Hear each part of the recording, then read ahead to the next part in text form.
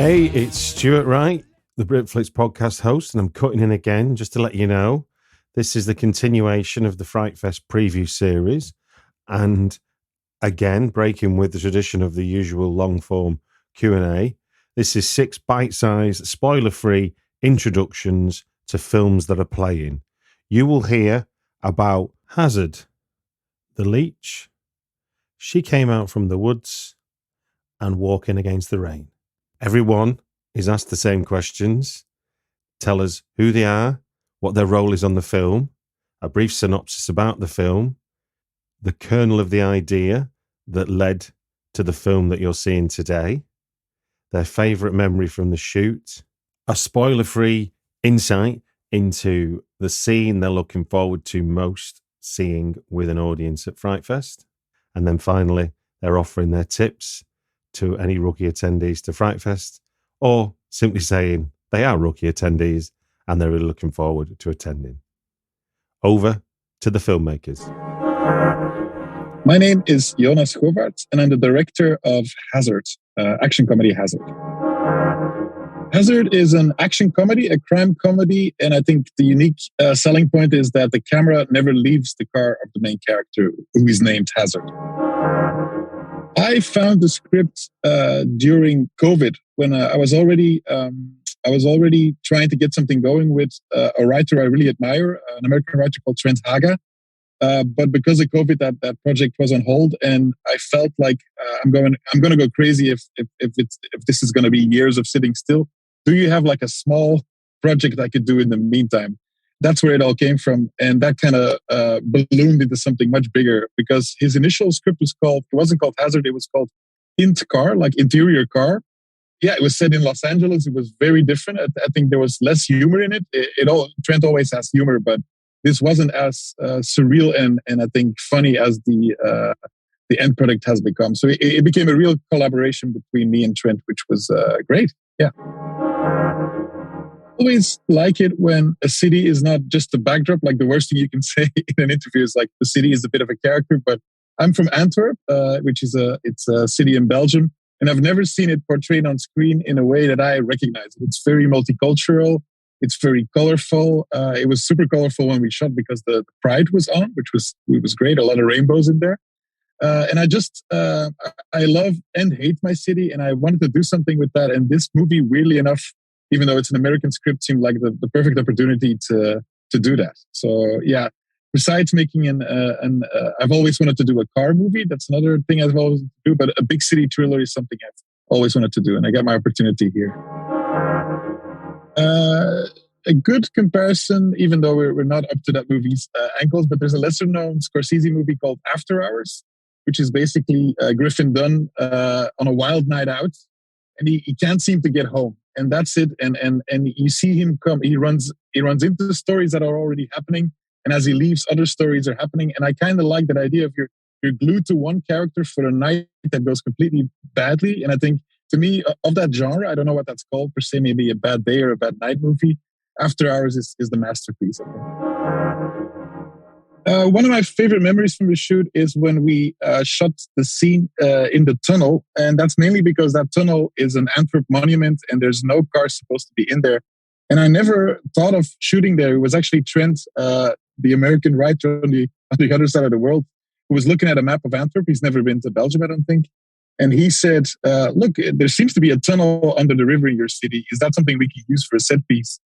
And like every student film shoots there, it's usually couples breaking up that walk through there. It's kind of a rom-com location. So the fact that we get to do a high-speed chase there with our deviants, that gave me a thrill that no one's going to ever take away from me. So it won't be as impressive for people who don't know the city and that tunnel. To me, it's like, we got away with something there. There is a moment that when I go to test screenings or I saw the movie a few times with a crowd, and usually I don't like to hang around for my movie, but something happens after the initial heist where they encounter a security agent. And that moment is kind of like the litmus test if people are going to dig this movie or not. It's such an outrageous thing that has some connection with the movie Titan, the French movie from a few years back. And yeah, if you're still in your seat after that seat, then you're probably going to enjoy the rest of the movie. It's just it's become very hard to justify, I think, and rightfully so, sex scenes in movies. So if you do one, you better do a memorable one or a funny one or a special one. And I think we achieved all those three things with that scene. That's all I'll say. Well, see, I'm kind of a Frightfest virgin. I think I saw one screen. I lived actually in London for about 2 years. And I think I saw the Hallow as part of Frightfest. But it was a pretty civil screening, as I remember. So I have yet to fully... I know it can get crazy. And I've been promised that when our movie is screening, it's in an IMAX screen. And I've been promised that the crowd will go well. So I don't know. I'm as anxious as everyone else when it comes to Frightfest. Yeah. I am Eric Pennycoff. I am the writer, director, and producer of the seasonal Christmas horror comedy, The LEECH. The LEECH is about a devout Catholic priest who, in his good heart and best will, decides to help a couple of strangers off the streets around Christmas time. They are struggling in one way or another, and he continues to give them chances to improve themselves, to change their lives under his guidance. And when they fail to do so, his patience runs out.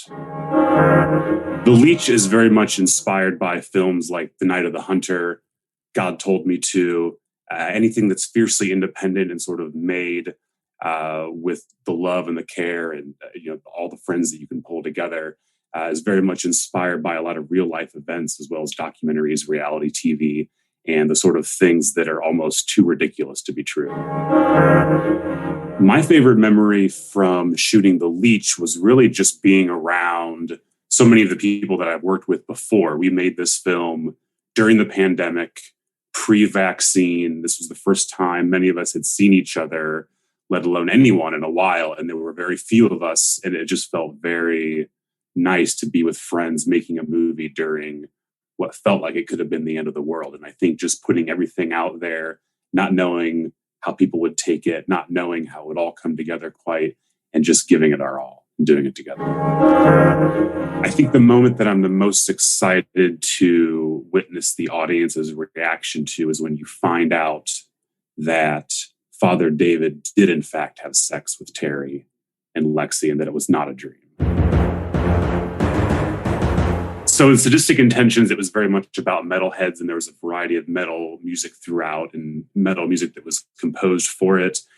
With The LEECH, the only real metal music is a recurring track that comes from this band called Lotion Multinational Corporation, which is a very strange hybrid mix of electronic, metal, military, industrial, complex samples, and a whole thematic skew of things that is sort of very odd and many things at once, the same way that Terry's character is many things all at once. My number one tip for rookie attendees, whether it be at Frightfest or any major festival, is just make it a point to talk to as many people as you can. These are lifelong friendships.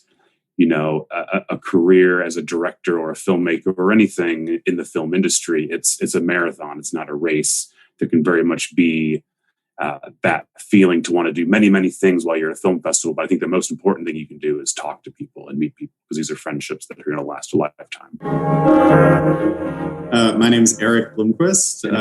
Go ahead. And I am Carson Bloomquist. We are brothers. We wrote and directed She Came from the Woods.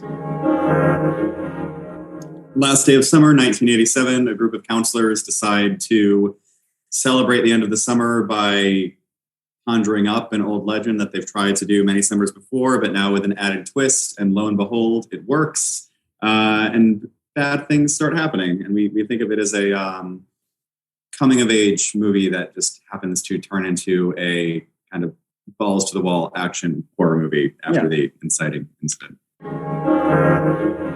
So Eric and I had a very formative camp experience growing up, and we were always inspired by campfire stories and the idea of stories being passed down over time, mixed with our mutual love of film. And this was a marriage of that. We had an idea to do 5 or 6 years ago now. And since that point, we evolved that idea into this feature film, which we were very fortunately able to do last year. And it's very much tied to our experience as campers. Minus the witch. But yes. Yeah. When before we did this, we watched a lot of 80s summer camp horror movies. We watched all of the Friday movies. We watched The Burning. We watched Sleepaway Camp, and others like that. So I think there are certainly familiar pieces that people will hopefully resonate with in this, but we weren't necessarily using any one movie as a blueprint or archetype. We kind of just wanted to pay homage to maybe the way those movies felt with a contemporary twist on it. So we kind of allowed those to invade our psyches in the writing of it and prior to production. But we've said before, it's almost like, I mean, it's a little Blair Witch meets Friday meets Stranger Things, but it's hopefully it has its own voice too. Did I say it all? Do you want to say anything? I think that covers it. Great. I don't want to speak too spoilery, but there's one particular set piece in the film that we're very proud of. About 2/3 of the way through the film, that we had been wanting to do for a number of years now, and getting to realize that was a lot of fun. It has to do with, you want to take it, Eric? It gets pretty hot. It's a hot scene. And so it's a hot scene, and it was just fun to do that. It was pretty surreal. It was awesome. There were several moments that we're really looking forward to seeing with an audience, because I mean, as most genre people know, I mean, there's something about the community experience of just watching things with people for the first time. So I mean, I without spoiling, there are a few surprises, both in terms of plots and action set pieces that we have seen, the two of us, without exaggeration, probably hundreds of times at this point, because we edited the film as well. So we're very ready to let that breathe with an audience, and let some of the kills and let some of the jokes that we may have become short-term desensitized to play with an audience and enjoy watching that kind of ripple and recognition ripple through an audience. I'll specifically say, I think when the movie really does turn toward horror from this sort of picturesque kind of beginning, it's a really fun moment that we want to be able to experience with the crowd as well. Yeah, I think the pivot point is going to be hopefully very effective. Yeah. Oh boy. Well, we're Frightfest first timers ourselves, so we've been looking for everybody's tips, because people are so passionate about this, which is so exciting for us to be able to celebrate it with them. So we're kind of learning as well, but just in general, from our perspective, from having done a bunch of other film festivals, I think that we have the most fun when there is a sense of community, and when we can strike people up in conversation, when people want to strike us up in conversation, when there's a dialogue going about the film. So it isn't just the 90 minutes in the theater, it's the culture and community beyond that. So, and I mean, Frightfest very clearly has that in spades. Yeah. So we're excited to participate, and anybody else and lean in too, I think. And really, I think we want to see a lot of movies and embrace the space that we're going to be in. It's going to be a lot of fun. Totally. My name is Scott Lyus, and I am the writer, director, and producer of Walking Against the Rain. Walking Against the Rain tells the story of two strangers, Blair and Tommy, who are navigating their way across the barren landscape in a desperate attempt to find each other, with their only form of communication being two soon-to-die battery-operated radio mics, and with a new breed of monster in the shape of the Forsaken tracking them down. They must learn to confront loss and rediscover a trust in humanity. So the film was born out of, I'm a big fan of slow burn, character-driven horror, and also old school practical effects monster movies. So Walking Against the Rain was born from the idea of blending those two worlds together and then discovering what that would look like as a micro-budget indie film.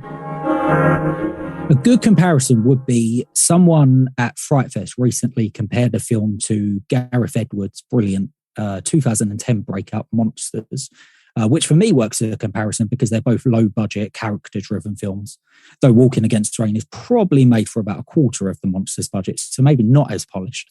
And another comparison would be either the book or the film version of Cormac McCarthy's The Road. Good memory from the shoot. It's a very good question. I have a lot of good memories from the shoot, to be honest.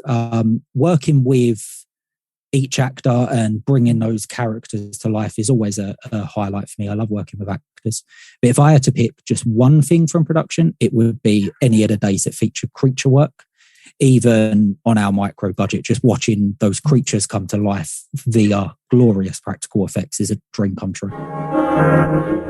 With the Frightfest audience, I'm really looking forward to see how they react to the slow burn nature of our story, because that can always be a bit hit and miss with a festival crowd.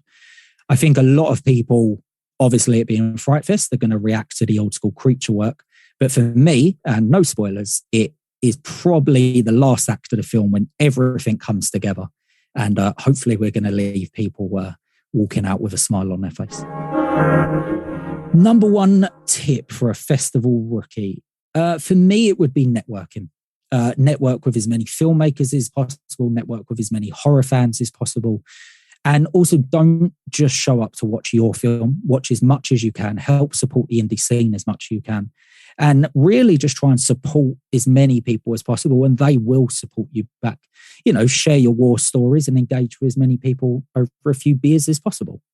And for me, that's the biggest tip I can give, is just engage with everyone, support as many filmmakers you can. Don't just make it about your film, but in turn, that will do wonders for your project. And so brings us to the end of Frightfest Preview Part 4. You heard from Hazard, the LEECH. She came out from the woods and Walking Against the Rain. Subscribe to Britflicks wherever you get your podcast. And if you have time, please rate and review. Thank you.